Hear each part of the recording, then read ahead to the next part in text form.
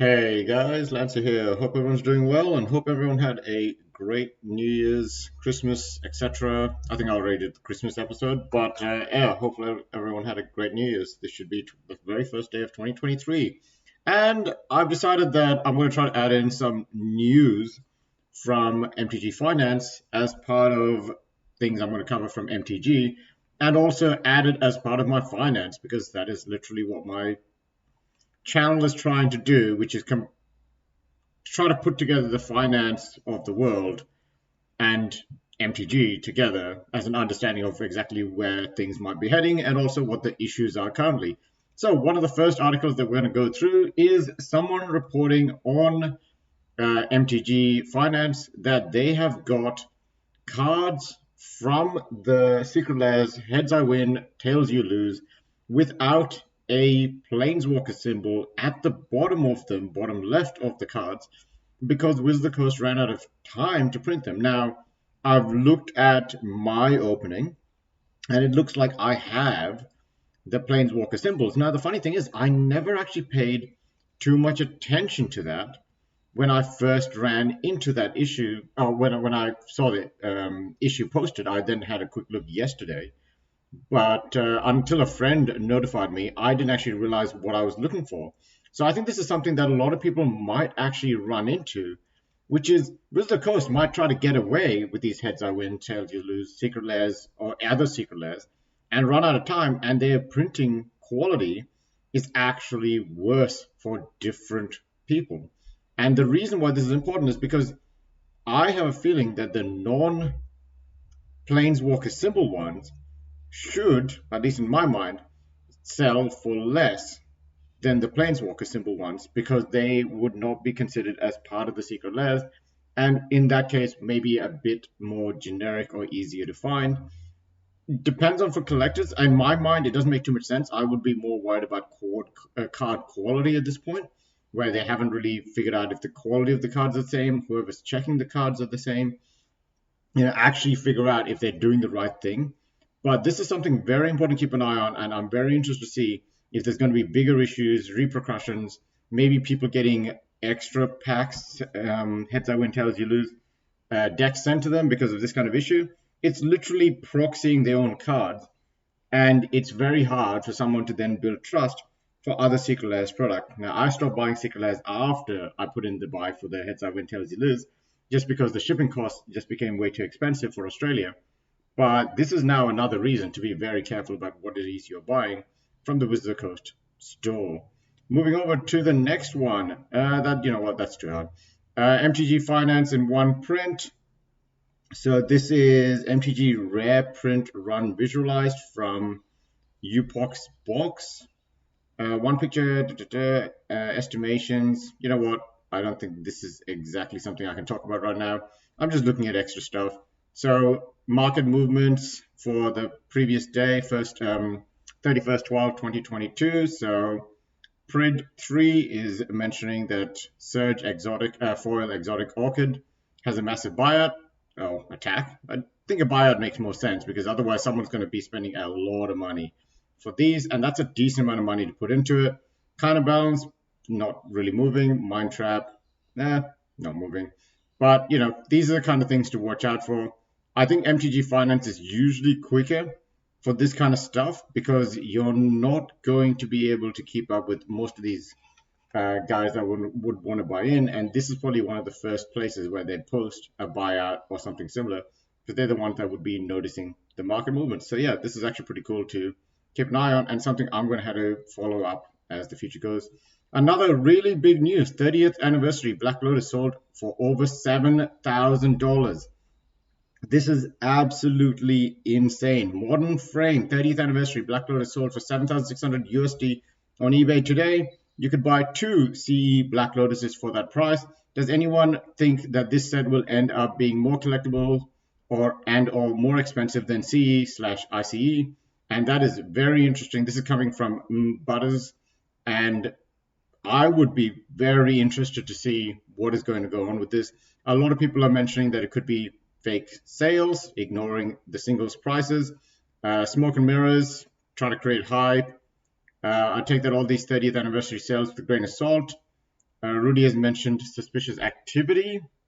There you go. Could be suspicious activity. Two people that keep bidding up every 30th anniversary related product.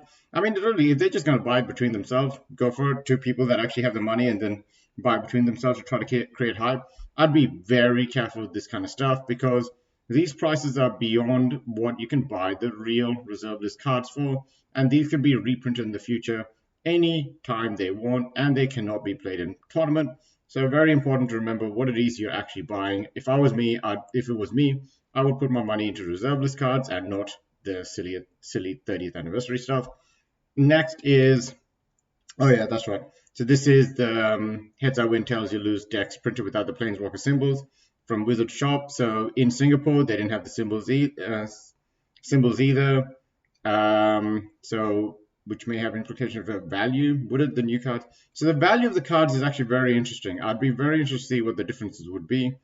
In my mind, but the difference in value is more on the original printing. So the example on the main sub, gambled from UMA is $18. Gambled with the UMA symbol from the list / this deck is $9. Depending on how many were printed like this could be a large number of new cards from the set they pulled from. So what they're saying is the original cards actually might have more value than the ones that are printed in MTG, Heads I Win, Tails You Lose.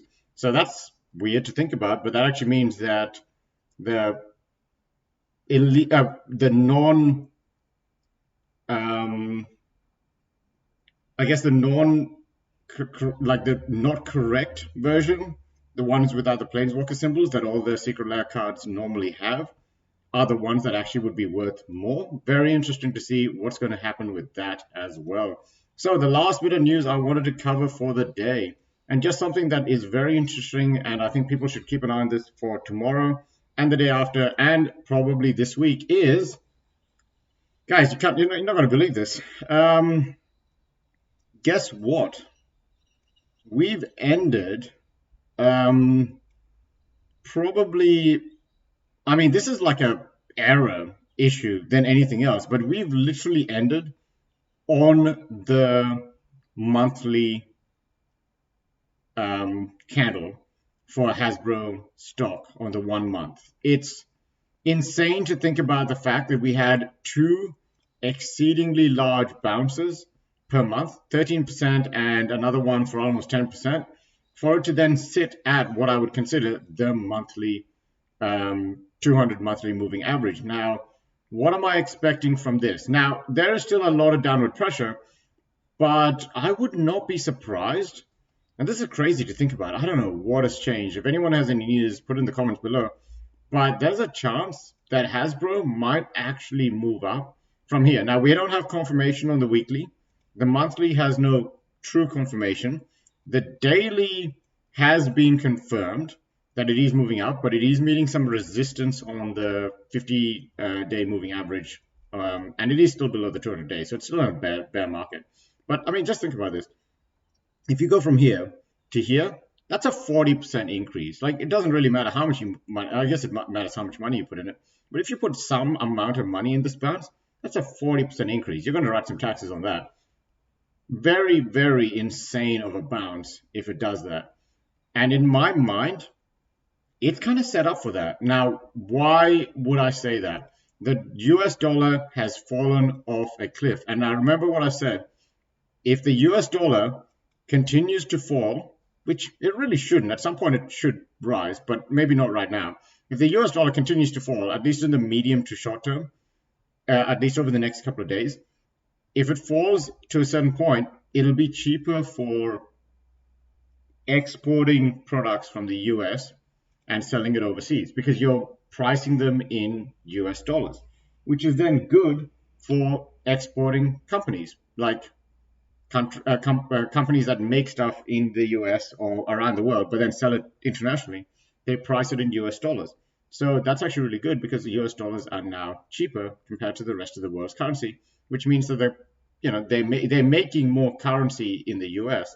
The currency has less value, but truthfully, the market only cares about how much you're making at a certain point, because that just means you can sell more. And they like that because it's just more market share. On the daily, the US dollar actually looks pretty weak. Now, why could that be? I think middle of next week, we have the US Federal Reserve minutes, FOMC minutes released, and people are going to go over this with a fine tooth comb.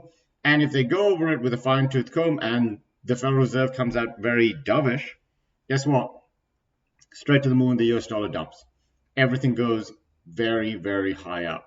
The end of this year was a big deal, and I guess a lot of things ended very, very positively at the very last couple of minutes of the day on the 30th. I think a lot of things ended very, very, very positively. Now, the reason why that is mostly because we have had a bad run.